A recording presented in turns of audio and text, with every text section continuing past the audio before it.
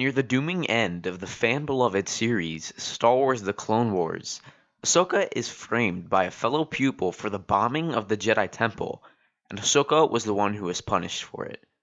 With everyone turned against her, Anakin eventually found out that it was Boris Ophi, and Ahsoka was cleared of her charges. However, Ahsoka was disappointed that no one in the Jedi Temple would believe her, even Plo Koon, so she decided to leave the Jedi Order and become a lone wolf. This is pretty much the last we see of Ahsoka, and the last that Anakin sees of Ahsoka until the Siege of Mandalore, which we will cover in another video. What if Ahsoka decided to stay with the Jedi Order? This is what we will be covering today. So we start off in the Jedi Council chamber, with the Jedi Masters standing still, asking Ahsoka if she wants to stay. But this time, Ahsoka decides that she will. Now for the most part, Ahsoka would have continued to train and get stronger, along with Anakin and the Guide of the Jedi Masters, up until the most important events, which is the Siege of Mandalore. As Chancellor Palpatine is captured, Anakin and Obi-Wan leave the invasion of Mandalore to go free him from the clutches of Count Dooku and General Grievous. Ahsoka fights a long and hard battle with clone troopers and eventually captures Maul. Now, this is where things go south for the both of them, however, because although Anakin has more to consider, Mace is still killed and Order 66 is enacted. As the clones turn on Ahsoka, she decides to save Captain Rex and let Maul escape. Her and Rex escape Mandalore and receive transmission from Obi-Wan that he has heard the temple is under attack. From who? Ahsoka asks.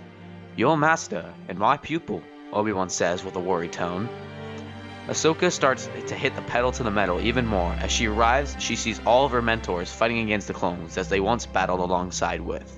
That is when Ahsoka got the thought. The younglings, she said.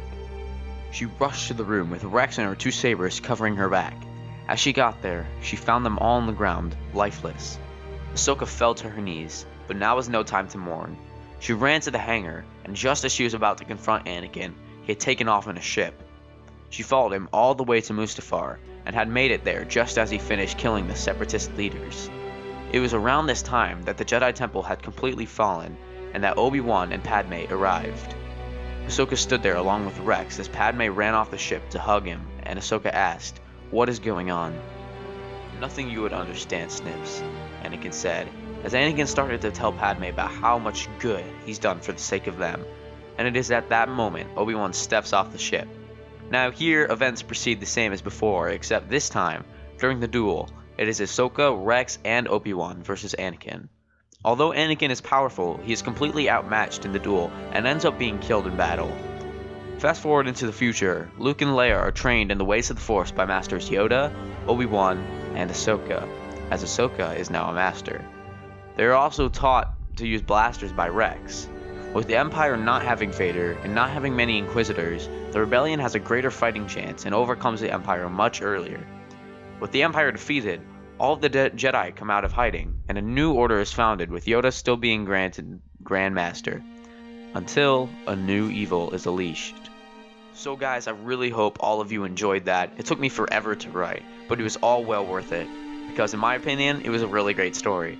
Be sure to let me know down in the comments what you guys think, and if you enjoyed it. Also, if you have any suggestions, be sure to let me know as well. If you enjoyed the video, be sure to leave a like to show your support. Lastly, be sure to hit that subscribe button as it really helps me out a lot. Now, as always, may the Force be with you all. Until next time.